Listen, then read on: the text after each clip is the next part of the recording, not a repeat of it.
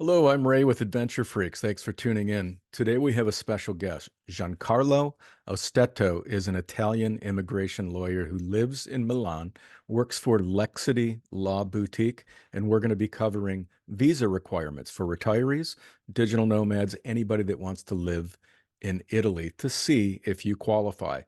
If you enjoy this content, please hit that like button. Remember to subscribe. It helps us immensely, doesn't cost you anything. Thank you.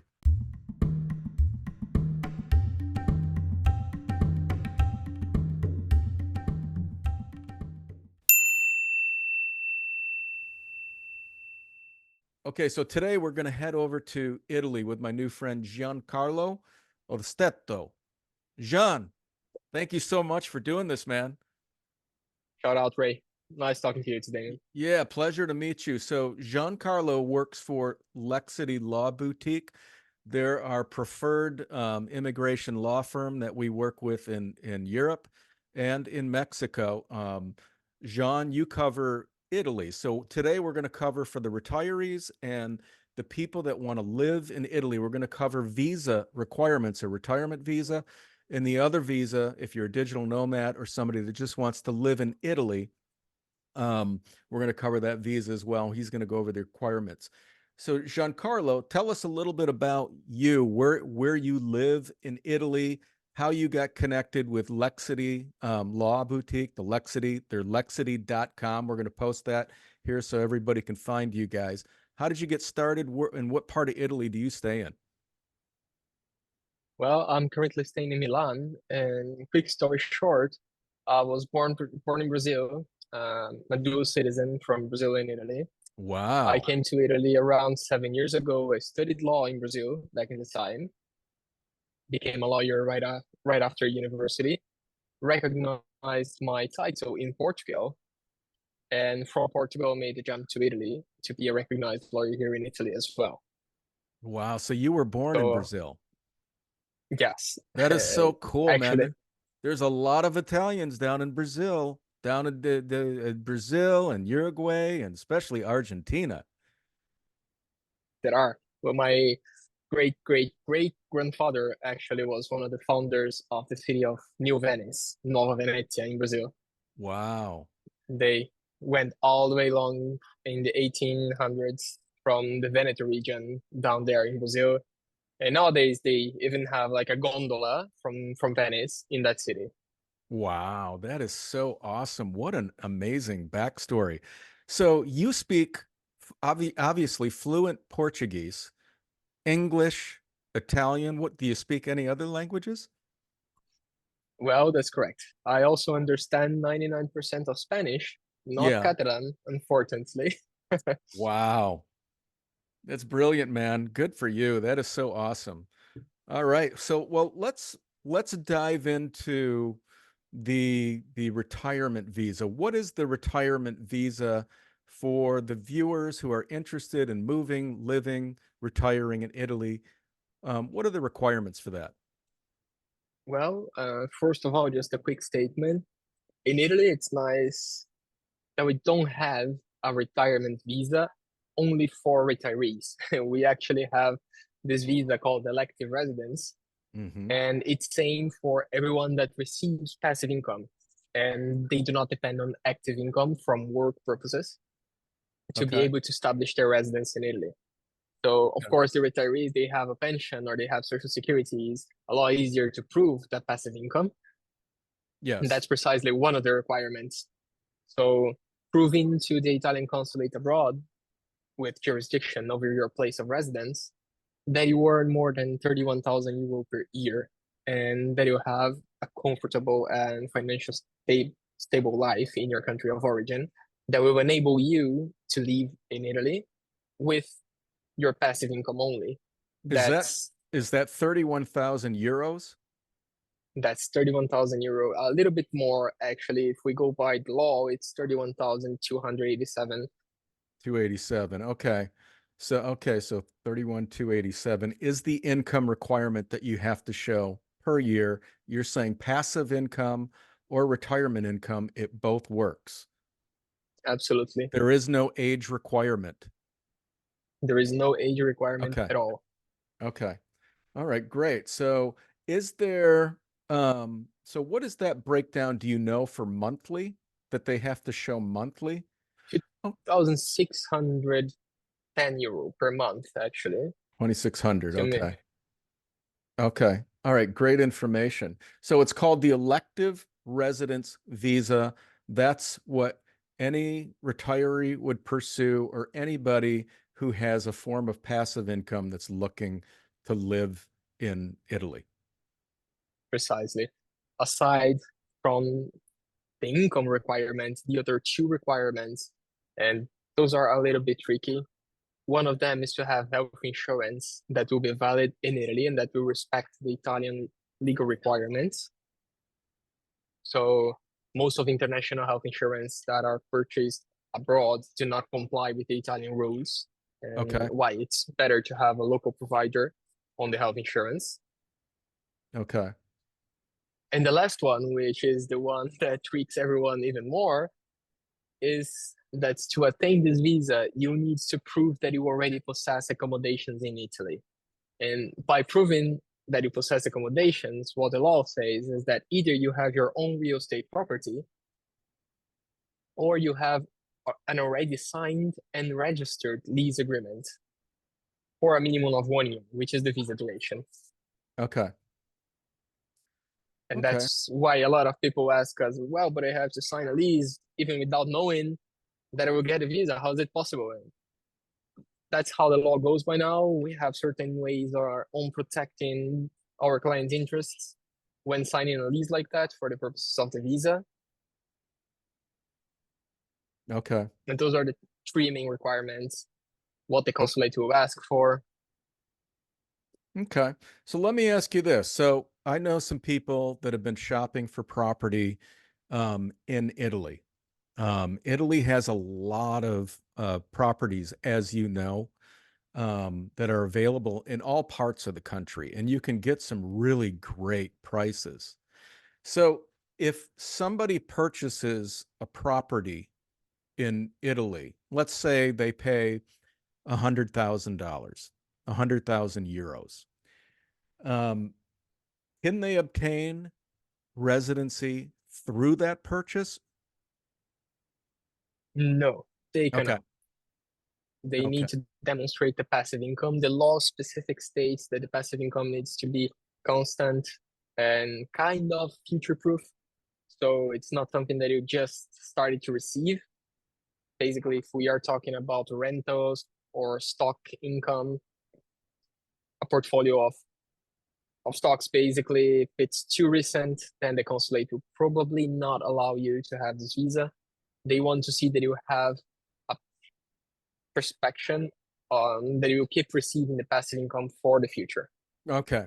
So that's the key and the most important thing. You can purchase a house in Italy, but you will have to leave Italy after, from what I understand, every 90 days, if you do not obtain a resident visa or the elective residence visa. And that requires the proof of income, which is 31,200 approximately euros per year, or about 2,600 euros per month. That's correct. Okay. All right. So then just quickly, I'm guessing that Italy offers a golden visa still. Do they do that?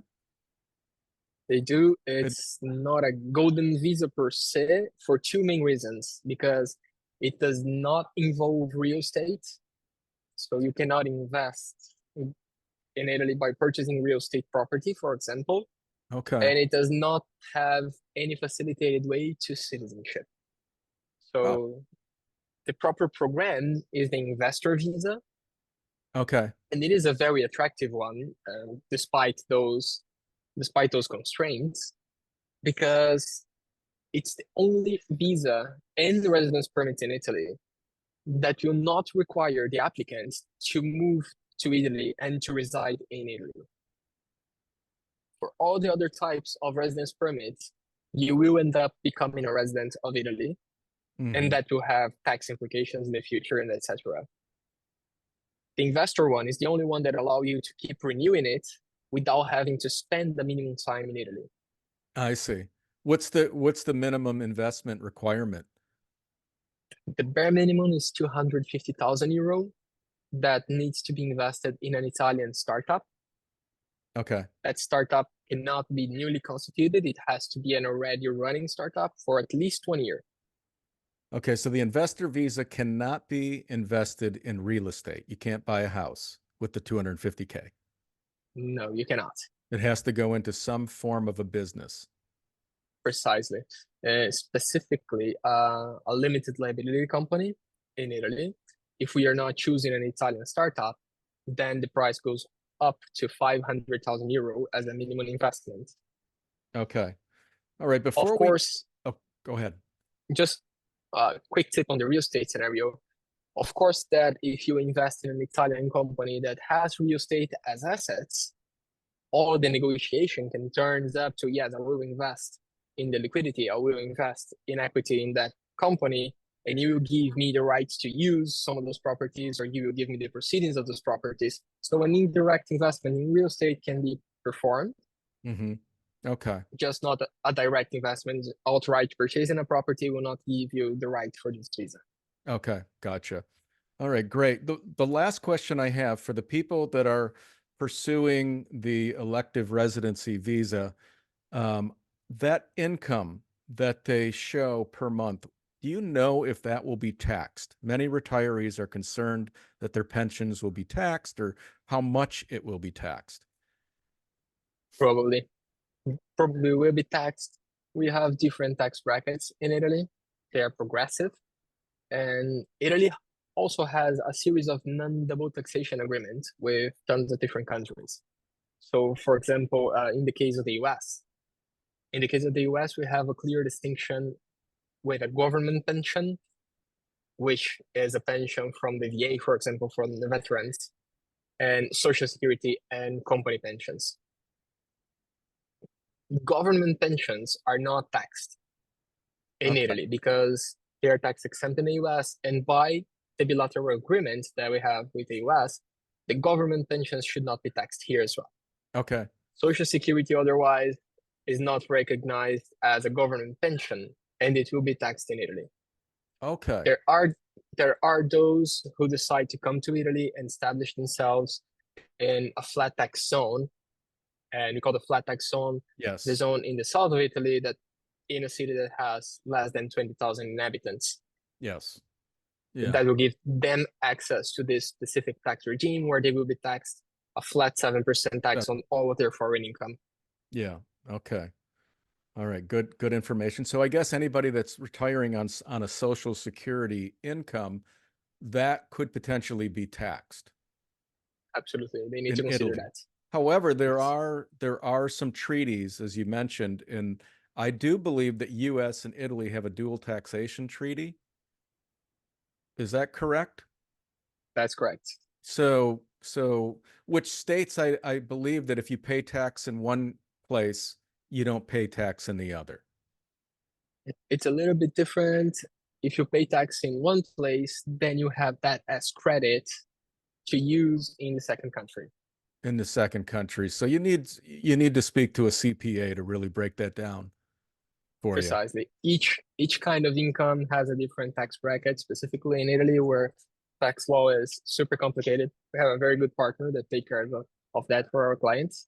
Okay, awesome. For the people who want to just move to Italy, maybe they have a job, they're working as a digital nomad, they work online, or they want to live there. What type of a visa would they pursue? We can talk different types of visa here. The investor visa, one that we already mentioned here, Yep. is one possibility and one of the main roads for who can invest such sum of money. Who doesn't have that possibility will have different sets of visa that they can achieve. The most common ones, the ones that we usually deal with day to day, are highly specialized workers visa for someone that's been hired by an Italian company to provide their services here as an employee of this company.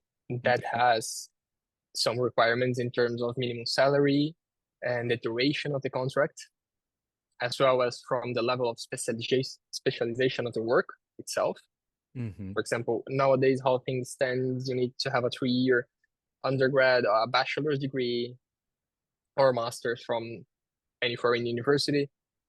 With that proof of specialization, you can access the EU Blue Card in Italy. You would not be able to receive a salary any less than 28,000 euro, and your contract will be tied for at least 18 months with the same company. Okay.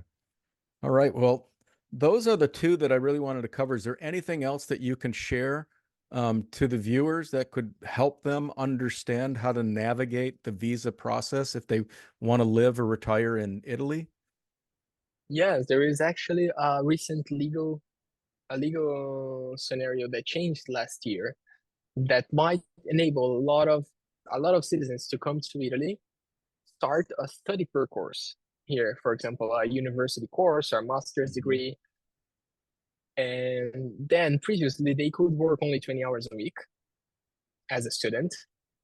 With the recent legislation change in the last year, their study residence permit can be converted into a work permit if they were to be hired by an Italian company. Okay. That conversion will not fall under any kind of quota anymore as it used to be. So Mhm. it can happen anytime once they have their study residence permit and once they receive a job offer from an employer in Italy.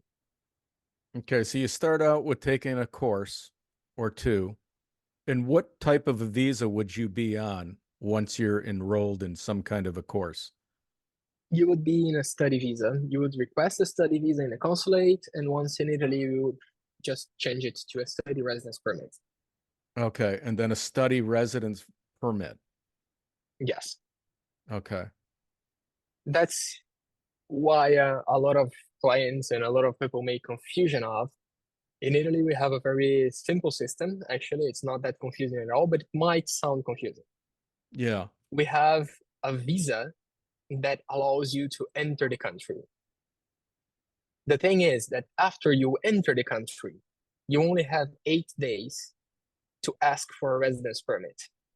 So Hmm. the visa becomes just an authorization for first entry. Hmm. What concretely becomes your title to reside in Italy is that residence permit. So if you don't pursue any of that stuff and you just want to go to Italy, how long can you stay on a tourist visa and can you extend tourist visas? Well, you can stay for 90 days in a 180 days period Okay. in the Schengen area. So it's not only Italy, but you have that shared common space here in Europe. And in Italy, there is no possibility of an extension of the visa. Okay, great. Um, Giancarlo, man, thank you so much for sharing this info on visa. This is so helpful for the viewers. Thanks a lot, and thanks for the space. It's really nice to be able to share that information. It's not something that you can find something of that in the internet, but you might as well incur in a lot of misleading information and misguided articles and blog posts. Yeah. So it's always better to just consult an immigration lawyer to have certainty on the whole process. For a lot of people, it's a life change decision. Yes. Yes. And Giancarlo, you can be found at Lexidy.com. We're going to post that link in the podcast and in the description. They'll be able to find you. Thanks again, buddy, for sharing this info. Thanks as well.